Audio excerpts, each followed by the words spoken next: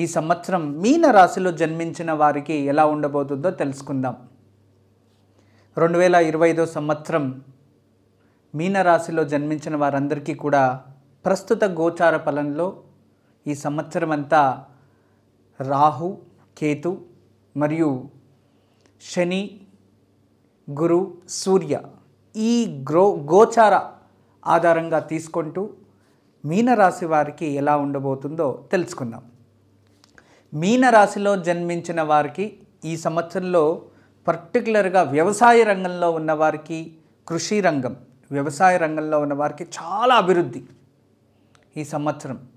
వాళ్ళు వ్యవసాయ రంగంలో ఉన్నవారు వ్యవసాయానికి సంబంధించిన ఏ వృత్తిలో ఉన్నా దానికి సంబంధించిన విత్తనాలు కావచ్చు, ఫర్టిలైజర్స్ కావచ్చు, వ్యవసాయం చేసేవారు కావచ్చు, హైనుగారికే కావచ్చు, ఇక దానికి వ్యవసాయానికి సంబంధించిన మిషనరీస్, సేల్స్ కావచ్చు, వీటందరికీ కూడా అంటే ఈ వృత్తిలో ఉన్న వారందరికీ కూడా ఉన్నతమైన అభివృద్ధి అవకాశాలు ఉన్నాయి. చాలా శుభప్రదంగా ఉంది. ఈ సంవత్సరంలో ఉపయోగం చేసుకోండి, కష్టపడండి, కష్టానికి తగినట్టుగా ప్రతిఫలం ఉంటుంది.